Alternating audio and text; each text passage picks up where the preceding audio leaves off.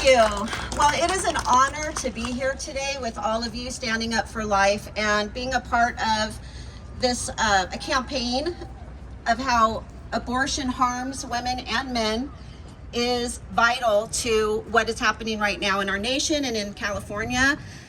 I'm very thankful that Father Frank brought up about hopelessness, because my life is a story of hopelessness that turned into a life of hope and joy because of the healing that's happened in my life.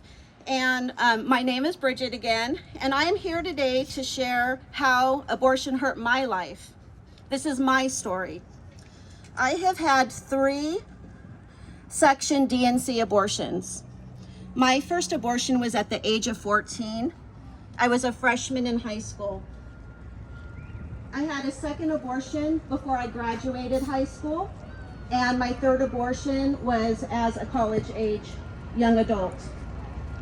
I chose abortion because I did not want to shame my parents. They were both prominent citizens in our community and both worked with children and families and were very well known.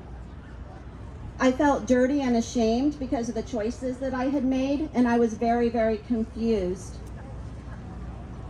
At 14, I was very immature and very naive. To hide my secret, I went to my high school counselor, and she wrote me a note to leave the campus for a pregnancy test. I didn't receive any type of conversation or mentoring. There was no conversation about including my parents and why I was keeping them out of the decision to go get a pregnancy test without them. I went to the clinic, received the pregnancy test, and it was positive as a freshman in high school, and I didn't know what to do, and this became the first secret that I had kept. At the abortion clinic, I was just able to call them up and make an appointment without parental consent. And at the clinic, they signed me up to receive free Medi-Cal for my abortion. The fear of getting in trouble from my parents and shaming them in our community crippled me. Nothing could stop me from trying to hide the secret of getting pregnant. At the clinic, my boyfriend tried to talk to me about it. He gave me a ride to the clinic, and in the car, he said to me, "Are you sure you want to do this?" And he started a conversation about what was about to happen, and I stopped the conversation and I said yes, because I didn't know who to turn to and I didn't know where I could get support.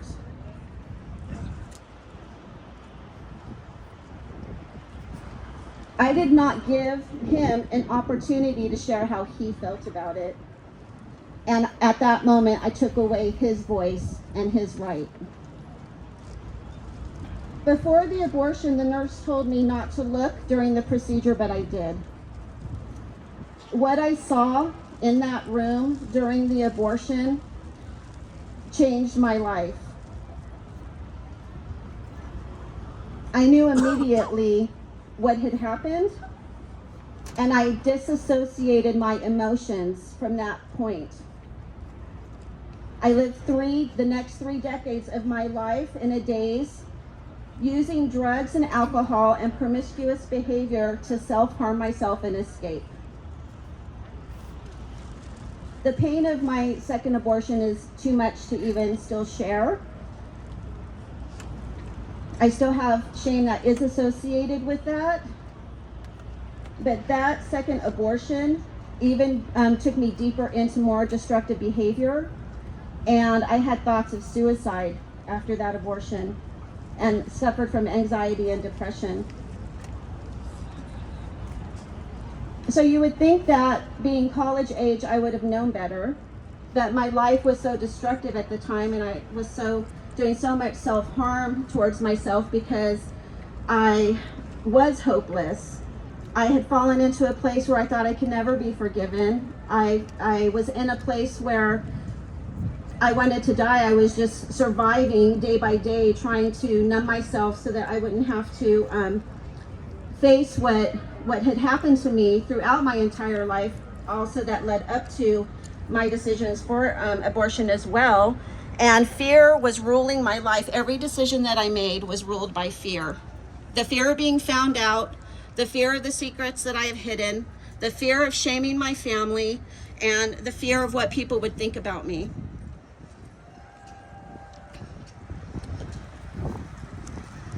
I knew abortion was wrong when I went into the clinic for the third time, but I had no hope, and I couldn't see myself getting out of the situation that I had put myself in.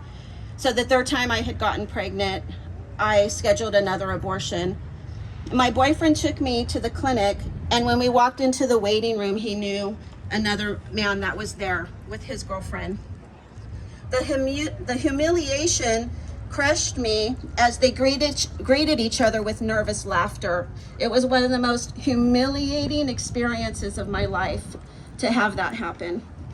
I was already in distress and I already didn't want to be there, but I felt like I had no choice.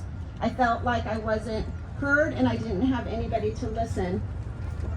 My eyes on the floor, I thought again about how I wished that I was dead. Prepped and on the table, my feet in the stirrups, a nurse came and stood by my side. I felt her hand touch my shoulder, and she looked down at me, and I looked up into her eyes as I was crying on the table, and the nurse said to me, "You don't want to do this, do you?" And I said, "No." The nurse said, "It will be over soon." And in that moment, my rights were denied. My no was not heard. My voice wasn't heard, and the life of my child was ended. We grew up being taught that no means no. But in the clinic, my no was not heard. My no was denied and silenced again because my voice had been silenced my entire life. And that's why keeping the secrets were so devastating, because I felt like I did not have a voice.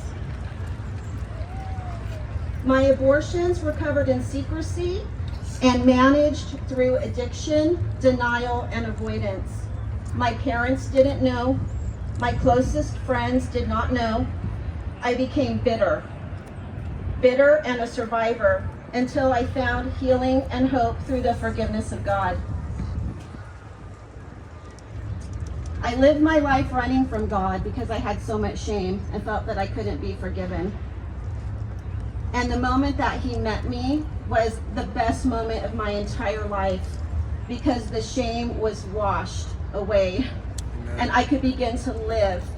I could begin to walk with my head up, with a smile on my face, experiencing the joy of the Lord, experiencing a hope for the future, seeing that I could have a good plan, pulling myself out of the depth of suicidal thoughts into a life that thrives, and where out now I can speak publicly and share my story with you in the hope to help other women.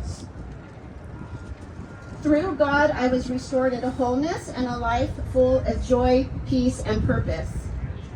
God used a deeper still retreat to bring me into the understanding that I can be forgiven and that Jesus paid the debt for what I did. I no longer had to punish myself through the drugs and alcohol and promiscuous behavior, searching for love and acceptance, because Jesus took my punishment. Another thing that I'd like to share is how abortion affected me as a mom now. I have 2 adult children, and I was distant from my children from the moment of conception when I knew that I was pregnant in my marriage, and I immediately disassociated myself with being a mom because I felt like I wouldn't allow myself to have joy or to feel excited about my pregnancies. And when my children were born, I found that I was not nurturing them in the way that a mother should nurture their children, in a loving way and embracing them. It was hard for me to hold them, to have physical touch. It was hard for me to connect with my children. And that's one of the most painful things now as a parent when I see how that affected the way that I raise my children. And I still carry that with me today. But I'm trusting that the Lord will restore my relationship with my kids as I continue to grow and heal, that they will as well. And that the lack of connection emotionally with my children, that will be restored. Abortion hurts women. It is not a quick fix. It is okay to go to your family, your friends, your church, your parents to talk about that. If you find yourself in an unplanned pregnancy somehow, it is okay to talk about it and ask for help. You don't have to go through it alone.